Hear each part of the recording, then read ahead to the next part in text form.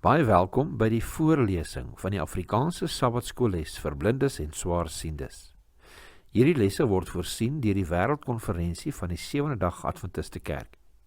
Die voorlesing van die les word aan u gebring deur SSL in samewerking met Adventiste Wêreldradio Afrikaans en word voorgeles deur Marlena Nel.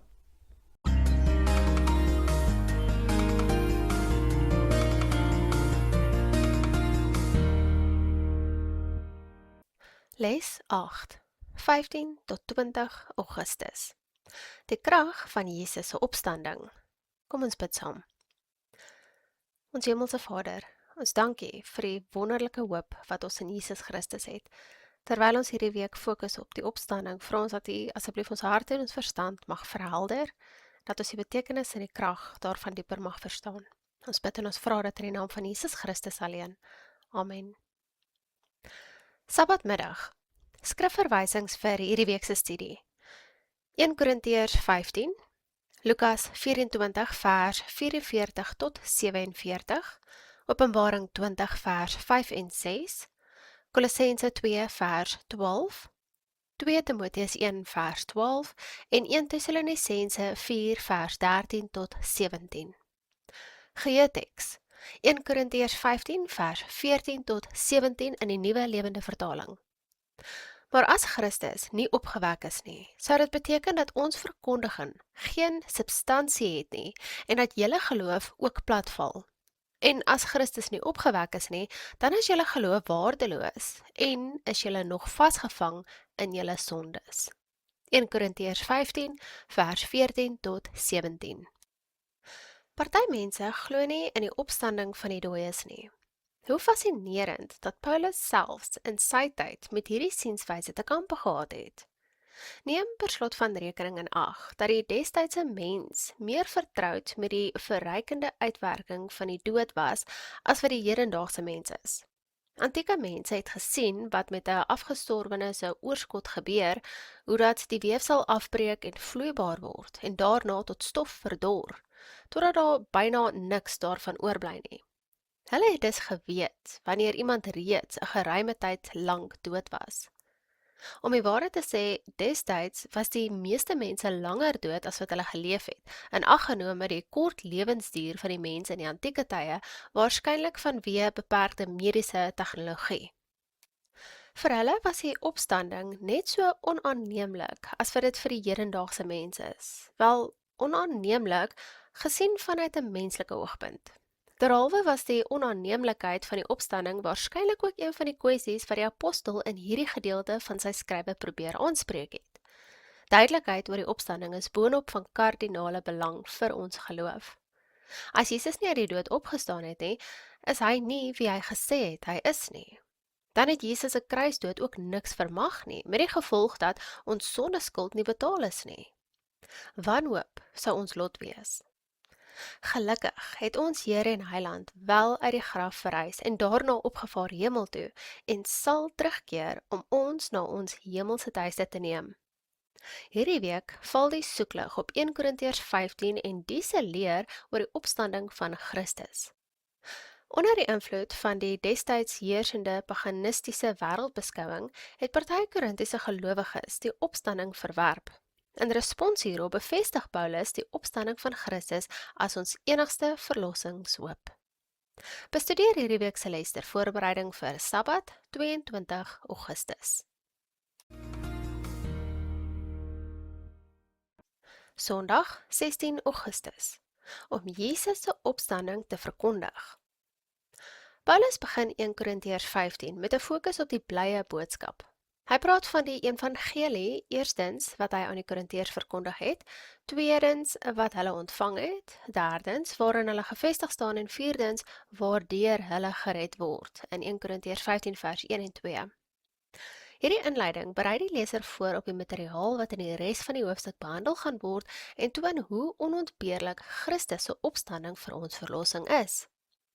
Romeine 10 vers 9 en 10 sê vir ons: As jy met jou mond die Here Jesus bely en met jou hart glo dat God hom uit die dode opgewek het, sal jy gered word.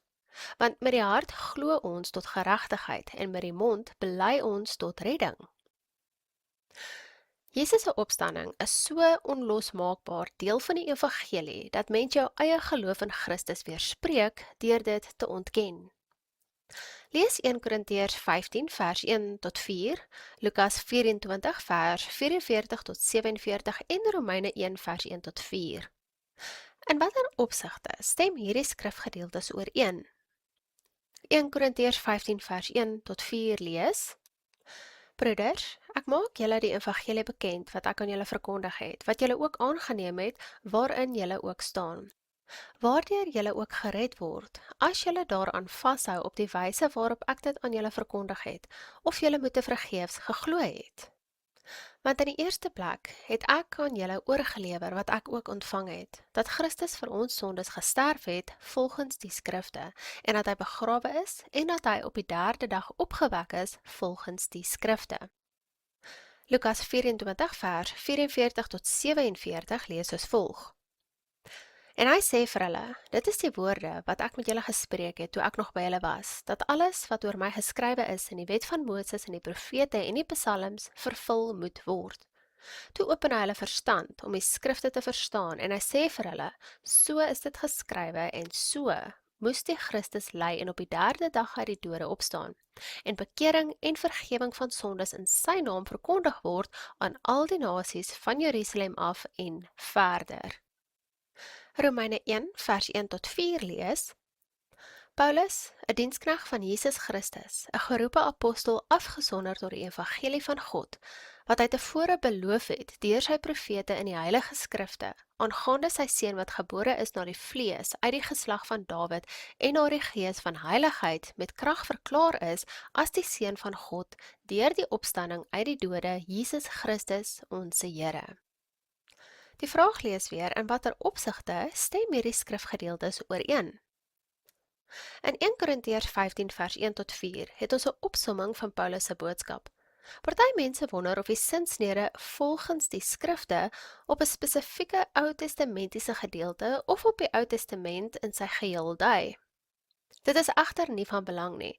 Wat hier eerder tuisgebring word, is dat Jesus se dood en opstanding die vervulling van God se Ou Testamentiese belofte is. Lees 1 Korintiërs 15 vers 2 en 11. Waarom plaas hierdie verse die begrippe geloof en verkondiging naas mekaar? Wat is die verband tussen die twee? 1 Korintiërs 15 vers 2 en 11 lees: Waardeur julle ook gered word, as julle daaraan vashou op die wyse waarop ek dit aan julle verkondig het, of julle moet te vergeefs geglo het. Of dit nou ek of hulle is, so spreek ons en so het julle geglo. Almal wat die verreëse Christus bely, moet ten eerste glo dat sy opstanding 'n historiese gebeurtenis is. In die verband speel 1 Korintiërs 15 vers 5 tot 8 'n kritieke rol in die Nuwe Testament. Hier het ons 'n klinkklare Bybelse bewys dat etlike mense vir Jesus na sy opstanding gesien het, waarvan baie steeds ten tye van Paulus se skrywe nog geleef het in 1 Korintiërs 15 vers 6. Wat Paulus eintlik hier sê is, gaan vra daardie mense en hoor self wat hulle gesien het. Dit is hoe seker die apostel van sy saak was, dat Jesus se opstanding inderdaad 'n werklikheid is. Daardie mense was ooggetuies. Hulle was presies wat Jesus gesê het sou wees, te wete volgens Lukas 24 vers 48, getuies van hierdie dinge. Watter redes het ons om in Christus se opstanding te glo? Wat meer is, watter ander dinge het sy gewyd of sekulêr glo ons al het ons dit nie self gesien nie?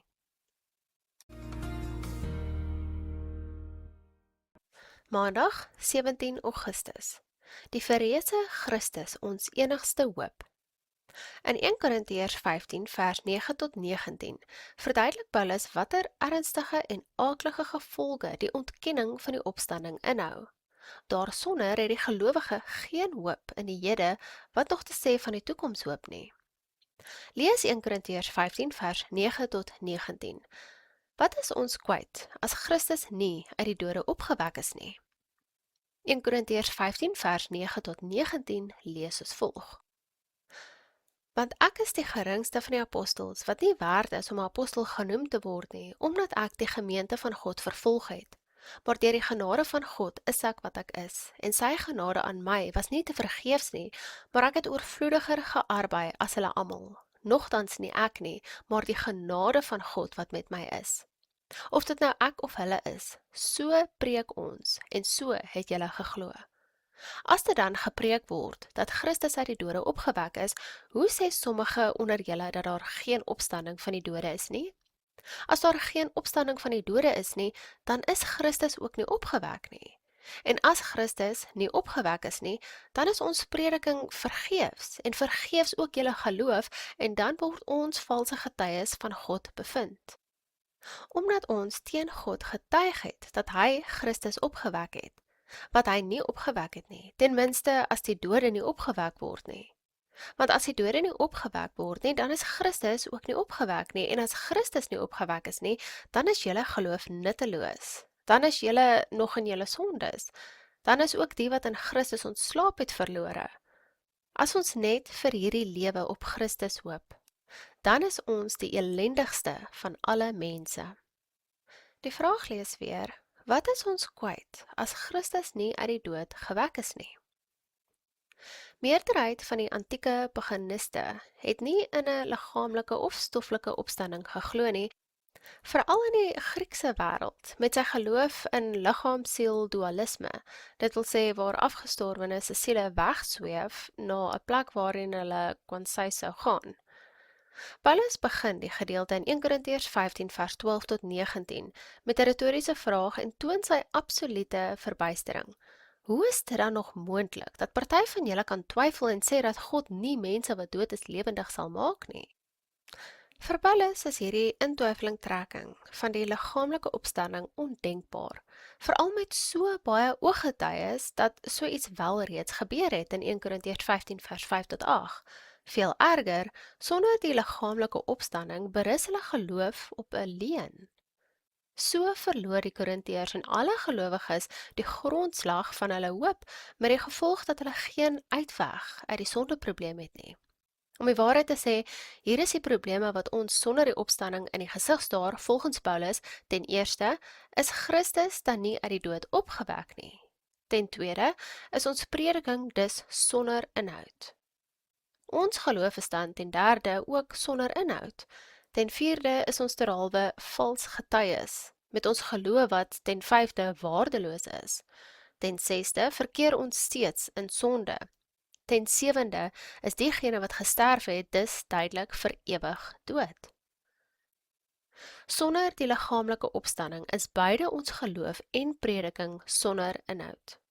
Die Koine Grieks wat as sonder inhoud of geen substansie vertaal is kenos, verbygas kenon in die vers. Hoewel dit 'n goeie vertaling is, het ons hier te veel betekenismoontlikhede. Hoogleraars in Bybeluitleg is dit nie eens oor watter tipe leegheid, oftewel gebrek, hierdie Koine Griekse term beskryf nie.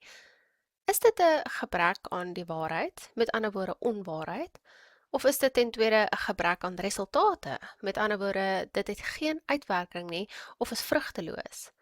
Of is dit ten derde 'n gebrek aan doel, dit wil sê doelloos of vergeefs? Wat die spesifieke betekenis ook al is, kom geloof sonder die opstanding op nutteloosheid of die Nuwe Afrikaanse Bybelse waardeloosheid neer. Die oorspronklike Koine Grieks is Mattaios, verbygas Mattia in die teksvers. Mattaios en kenos is basies sinonieme. Die sin waarin Mattaios hier gebruik word, sê vir ons dat as Jesus nie lewe nie, ons geloof nutteloos is en op selfbedrog, oftewel delusion, neerkom, omdat ons sondes dan nie vergewe is nie, volgens 1 Korintiërs 15 vers 17. Dan lê ons vals getuienis aan die wêreld af. Kortom, ons word mislei en mislei ook ander, volgens vers 15. Watter sin het 1 Korintiërs 15 as die afgestorwenes se siele direk na die dood hemel of hel toe sweef? Waarom is dit derhalwe so belangrik dat ons die leer oor die dooies reg verstaan, naamlik dat dit in werklikheid soos 'n slaap is, waaruit ons eendag liggaamlik gewek gaan word?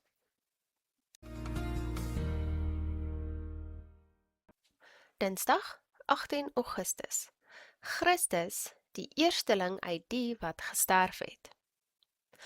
As Jesus nie leef nie, is al die gelowiges se toekomsverwagtinge ook selfbedrog, volgens 1 Korintiërs 15 vers 12 tot 19. 1 Korintiërs 15 vers 20 sê, maar nee, God het vir Christus weer laat lewe, dit is seker. Sy opstanding het gebeur. Dit is 'n geskiedkundige feit. Gevolglik het ons die versekering dat elkeen wat in Christus gesterf het, by sy wederkoms uit die dood gewek sal word, volgens 1 Korintiërs 15 vers 20 tot 23.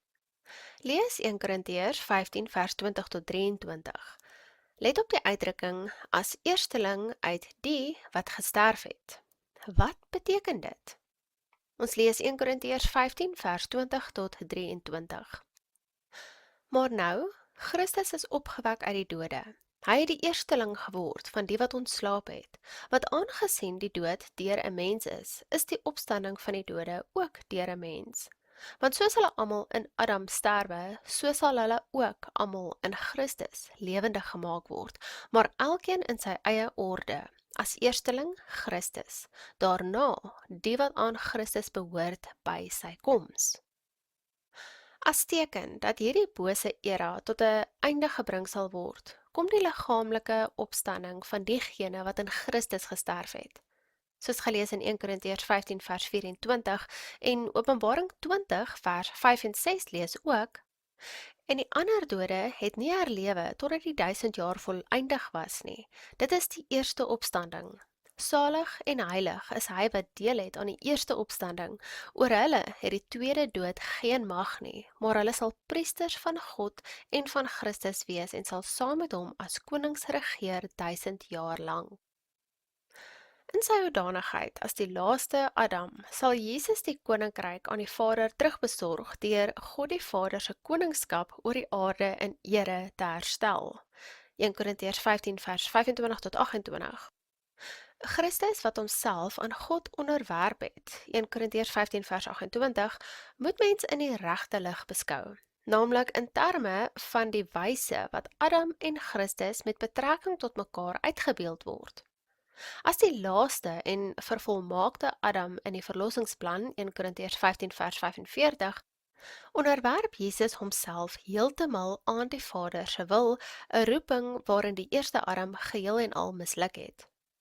In 1 Korintiërs 15 vers 29 tot 34 sit Paulus die gedagtegang voort dat die ontkenning van Christus se opstanding dwaasheid is.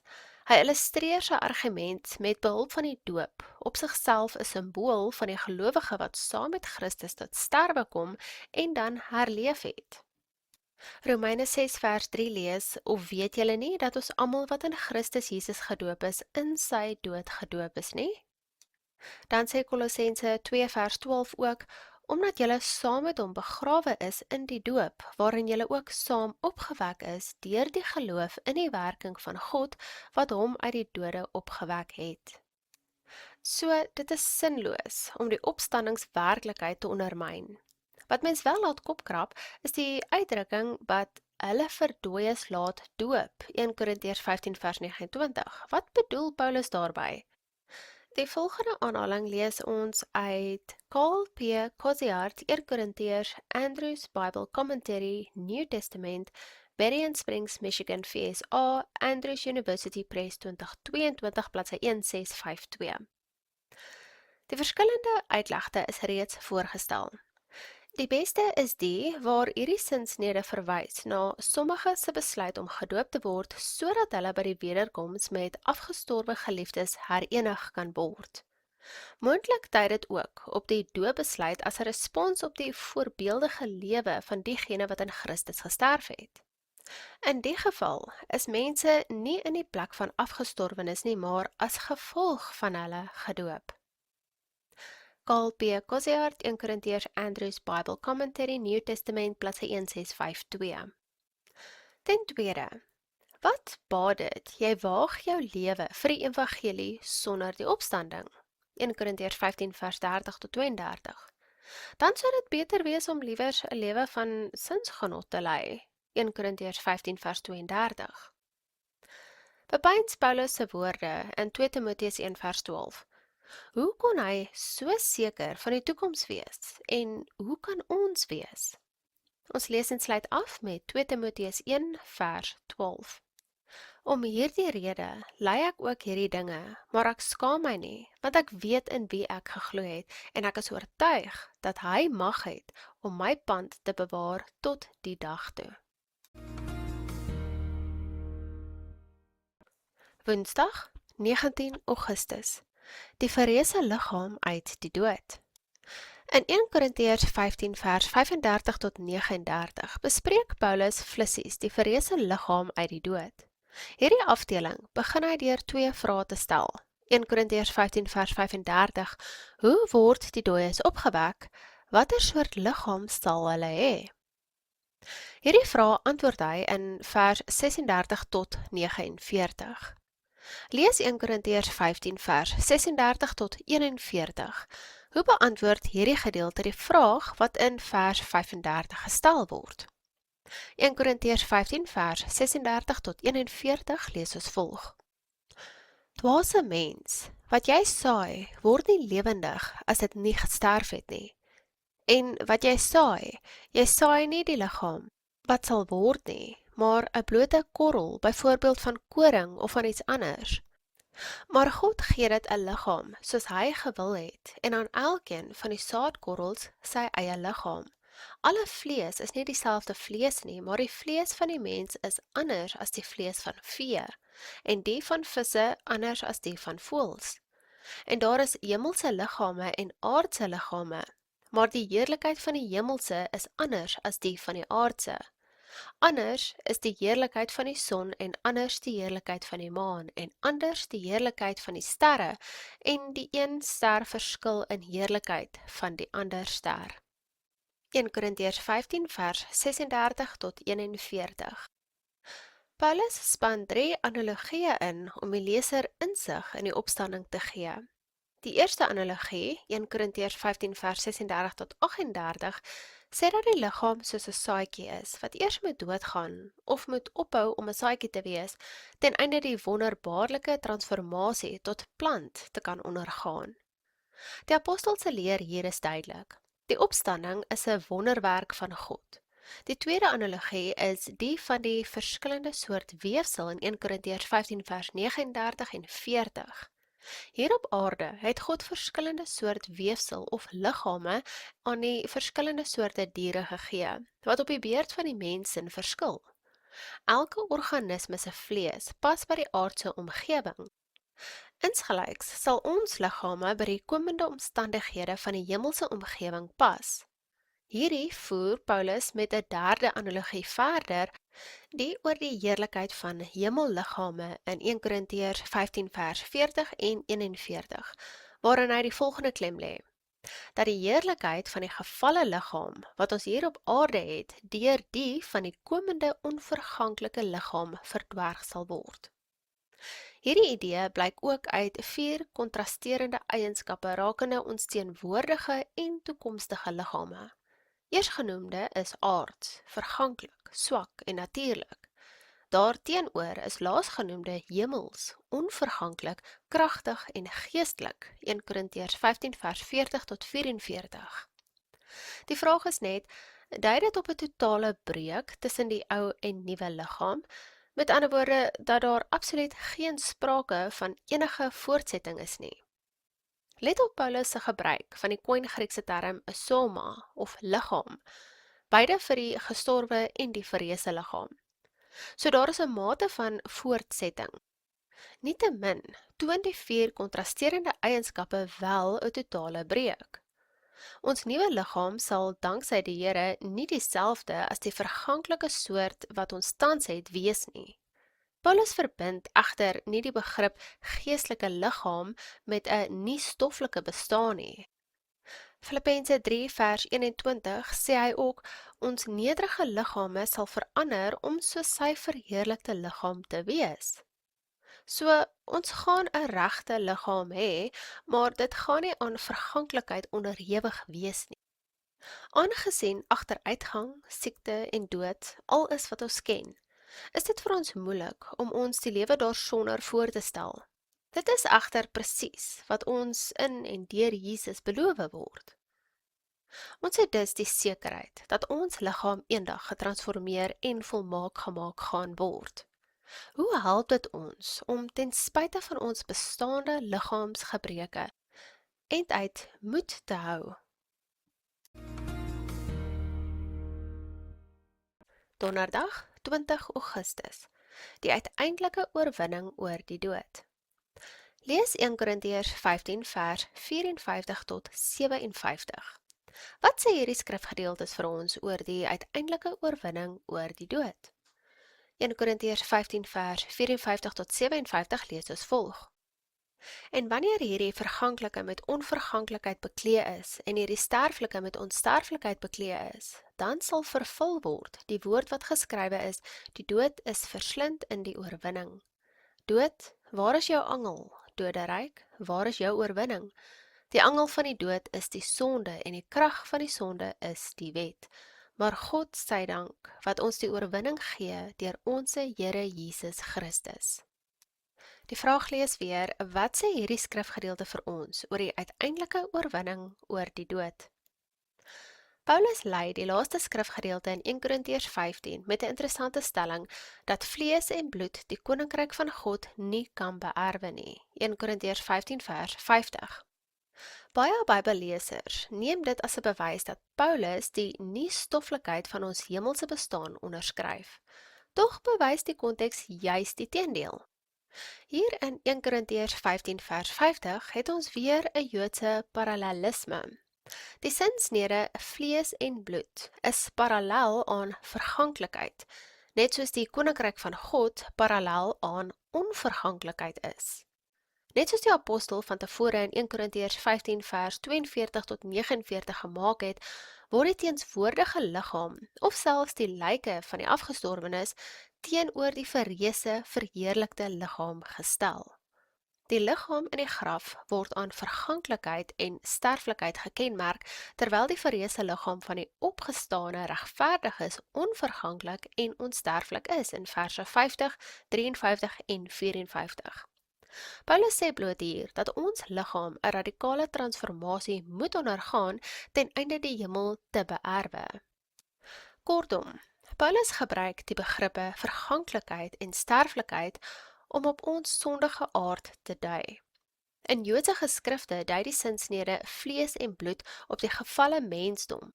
Die rede waarom ons liggame by die wederkoms getransformeer en van alle onvolmaakthede gesuiwer moet word.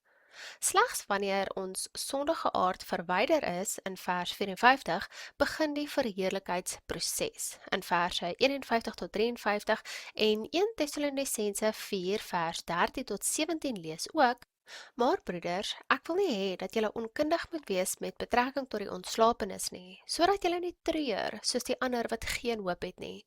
Want as ons glo dat Jesus gesterwe en opgestaan het, dan sal God ook die wat in Jesus ontslaap het, saam met hom bring.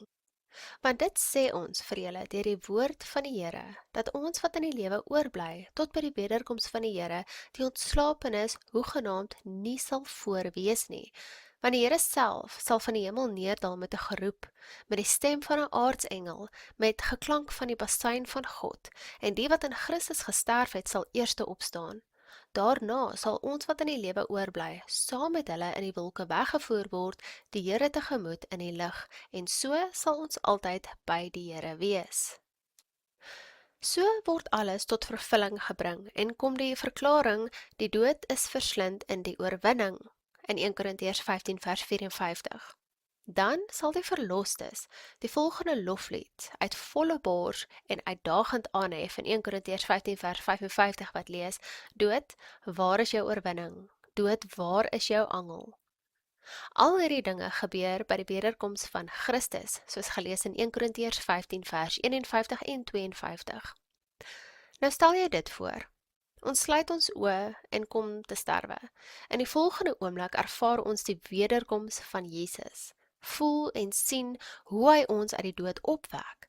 Elke liewe gelowige sal in 'n oomblik, in 'n oogknip, lewend gemaak word, ongeag wanneer hulle te sterwe gekom het, selfs al was dit 1000 jaar gelede.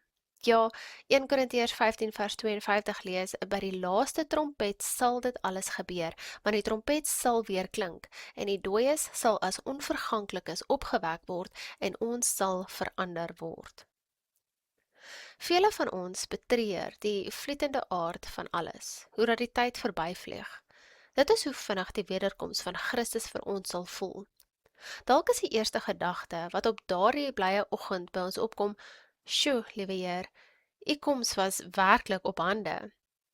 Hoe help hierdie idee ons om vrede te maak met die feit dat Jesus nog nie teruggekom het nie? Met ander woorde, dat hy steeds wegbly soos party dit sal stel. Vrydag, 21 Augustus. Vir verdere studie, Ellen G. White, God's People Delivered, bladsy 635 tot 652 in The Great Controversy. Die volgende aanhaling gaan ons lees uit Ellen G. White, The Desire of Ages, bladsy 530. Die goddelikheid van Christus is die gelowige se versekering op die ewige lewe. Jesus sê in Johannes 11 vers 25 en 26, "Ek is die opstanding en die lewe. Wie in my glo, sal leef, al het hy ook gesterf. En elkeen wat leef en in my glo, sal tot in ewigheid nooit sterf nie." Glo jy dit? Hier kyk Jesus vooruit na sy wederkoms. Op daardie dag sal die regverdige dooies lewendig uit die graf gebring en onverganklik gemaak word. Die regverdiges wat in tye van daardie gebeurtenis lewendig is, sal hemel toe gaan sonder om ooit die dood te smaak. Die wonderwerk wat Christus op die punt gestaan het om te doen, naamlik om Lazarus uit die dood te wek, sou 'n demonstrasie wees om te toon hoe dat al die regverdige dooies eendag uit die dood gewek sal word. Ellen G. White, The Desire of Ages, bladsy 530. Die volgende aanhaling lees ons uit Ellen G. White, The Story of Redemption, bladsy 411 en 412. Die aarde skud hewiglik, en die Seun van God roep hardop na die dooie heiliges uit om hulle uit die dood te wek. Hulle reageer op sy stem. Met hemelse onverganklikheid kom hulle vanuit die grafte te voorskyn. 1 Korintiërs 15 vers 54 en 55 lees, "Die dood is vernietig, die oorwinning is behaal. Dood, waar is jou oorwinning? Dood, waar is jou angel?" sê hulle. Toe roep die lewendige heiliges en die wat voorheen dood was tesame uit. Hulle hef 'n oorwinningskreet aan wat alom weer klink. Dieselfde liggame wat met die letsel van siekte en dood begrawe is, kom spring lewendig en onsterflik uit die graf te voorskyn. Die lewendige heiliges word oombliklik, ja in 'n oogwink verander. Saam met die verreëse heiliges word hulle opgeneem om hul Heer en Heiland in die lig te ontmoet. Wat 'n hemelse hereniging! Vriende wat deur die dood geskei is, word herenig om nooit ooit weer geskei te word nie. Ellen G. White, The Story of Redemption, bladsy 411 en 412. Vrae vir bespreking. Vraag nommer 1. Dink 'n bietjie aan diegene wat ooggetuies van Jesus se opstanding was. Hoe kan ons wat ongeveer 2000 jaar na daardie gebeurtenis leef, dan getuies van sy opstanding wees? Handelinge 1 vers 22 lees, "Van die doop van Johannes af, tot op die dag dat hy van ons opgeneem is. Van hulle moet daar een saam met ons getuie word van sy opstanding." Handelinge 2 vers 32 lees, "Hierdie Jesus het God opgewek, waarvan ons almal getuies is." Handelinge 3 vers 15 lees, "En die leidsman tot die lewe het julle gedood. God het hom uit die dode opgewek, waarvan ons getuies is." Handelinge 4 vers 33 lees, "En met groot krag het die apostels getuienis gegee van die opstanding van die Here Jesus en groot genade was oor hulle almal." Dan lees Handelinge 5 vers 30 tot 32, "Die God van ons vaders het Jesus opgewek, wat julle omgebring het deur hom aan 'n kruishout te hang. Hom het God as leidsman en verlosser deur sy regterhand verhoog om aan Israel bekering en vergifnis van sondes te skenk. En ons is sy getuies van hierdie dinge, en ook die Heilige Gees wat God gegee het aan die wat hom gehoorsaam is." Vraag nommer 2. Jesus se opstanding is 'n integrale deel van die evangelie, soos gelees in 1 Korintiërs 15 vers 1 tot 4. Sonder sy opstanding sou die verkondiging van Christus se dood geen nut hê nie, soos gelees in vers 14. Sy dood op sigself sou ook geen nut hê nie. Hoe so? Wat sê jou antwoord hierop aangaande die krag van Jesus se opstanding? Vraag nommer 3. Let op Paulus se belangwekkende verklaring in 1 Korintiërs 15 vers 32 wat lees: As die dooies nie opgewek word nie, laat ons eet en drink, want môre sterf ons. Dink 'n bietjie daaroor. Wat is die punt? Vraag 4. Bespreek die toestand van die dooies in klastyd. Waarom maak 1 Korintiërs 15 glad nie sin as diegene wat te sterwe kom dan reguit hemel toe gaan nie? Kom ons sluit af met gebed. Ons liefdevolle Vader, ons sê vir U baie dankie vir die kosbare waarheid wat ons hierdie week uit U woord kon leer. Liewe Heer, dankie vir Jesus se opstanding wat vir ons hoop gee en oorwinning oor die dood en die belofte van ewige lewe saam met U. Vader, help ons om nie net hierdie waarheid te weet en te erken nie, maar om dit uit te leef, om dit te versprei en te leer aan elkeen wat ons teekom, liewe Heer, want dit is tog die beste nuus wat ons ooit kon van geleer het. Ons bid en vra hierdie dinge in die naam van Jesus Christus alleen. Amen.